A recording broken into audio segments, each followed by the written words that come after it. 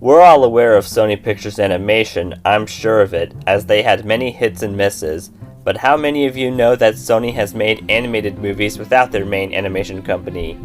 Observe Planet 51, a film released in late 2009, which I hear was animation's golden year.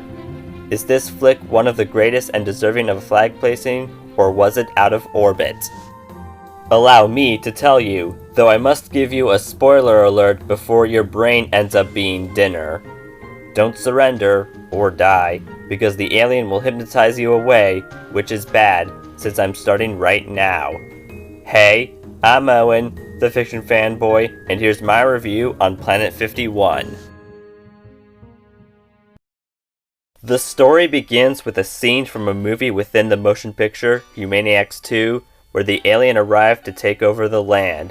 The tale takes place in the 50s on Planet 51, the home of green extraterrestrials, and after a brief tour of Planet 51 through a song, we see Lem giving a presentation about space, and he earns a job at the planetarium. News spread across the town of Glipfork and was hoping to start dating Nira until Glar came in, making things difficult. Following the events, a spacecraft is on its way to the planet, and a probe named Rover breaks free so it can complete the mission assigned. Once the saucer lands, Chuck the astronaut shows himself, but didn't do much aside from putting the American flag down, and his shockingness made him run away and hide in the planetarium. Unfortunately, Lem was there and almost considered turning the human in, but is convinced to help Chuck get to the ship within 3 days before it leaves him stranded.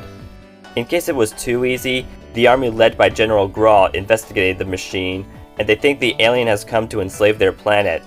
Glar and Nira start a protest in believing the alien to be harmless, though Lem is pretending to disagree, seeing as he's still upset. There had been some brief things happening on the sidelines, like practicing taking cover in elementary school, a xenomorph-esque dog harming a mailman who teased him, and a boy making soldiers believe his mother was a zombie to avoid his dentist appointment. As the ship is being taken apart and studied, Chuck is stuck with Lem, and joining him is comic friend Skiff and the young Eckel.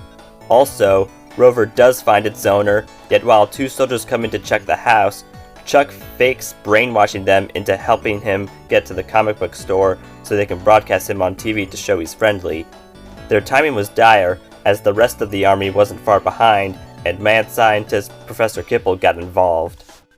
Nira's still unhappy with Lem, thus Chuck tries making him feel better and encourages bravery in asking Nira out, but it all got awkward.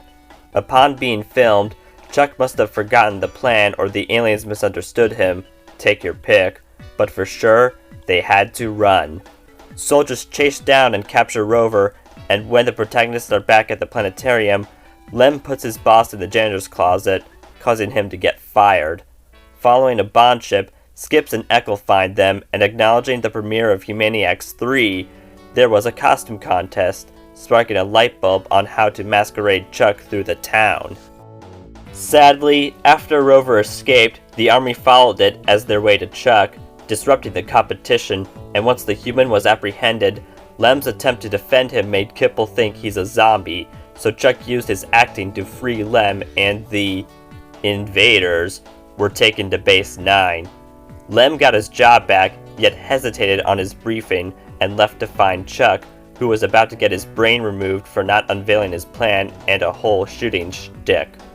Rover managed to escape again, and he was able to find Chuck with Nira, Skips, and Eckel joining Lem. They found Base 9, which was at a gas station in the desert. Needing to move without being seen, the gang used the hippies as decoys, and Chuck was saved just in the nick of time. The saucer was found, yet Gral rigged the base with explosives, as he'd do anything to save the world. Lem tries reasoning, but accidentally starts the explosion countdown. Gral had his gun pointed at Lem, though Eckel tossed a hook at the weapon and a bullet was fired at the bombs, leaving him stuck. Chuck saves the general, yet had to steer the ship as the base would explode before the ship could go into autopilot. Entering space, Chuck has everyone inside experience gravity prior to taking them home. Lem and Nira kiss. Gral thanks the astronaut for saving him. Rover was allowed to stay on the planet. Chuck says farewell to everyone, especially Lem, and the xenomorph dog snuck onto the saucer. In a mid-credits scene, Kibble got out of the base and was about to get a taste of his own medicine from his last patients, and Chuck knew the trip would be long with his new pets. I'll say this movie was no disaster piece, for me at least. Yeah, I don't think it's as bad as others claim it to be. I was alright with it. It's kind of fun.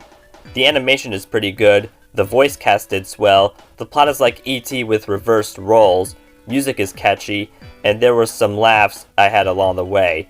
Nevertheless, some jokes were iffy, Lem's affection for Nero was on the cheesy side, and some moments could have been scrapped as they would not change much to the main narrative. Planet 51 may get forgotten every now and then, but it provides little harm in watching it, so I shall give it 3.5 out of 5 stars. I'm fine with this flick being a solo outing, since I'm glad Sony is improving themselves in their main animation studio, and remember, if you're on turf that's not yours, you are the alien, yet that shouldn't stop you from making friends with those you come across. Want the fiction to spread? Then please like, subscribe, share, and turn on notifications. Don't forget to also comment below and follow me on Instagram for teasers and thumbnail previews of future YouTube videos. Thanks for watching, look forward to seeing you again, and have a good night-o!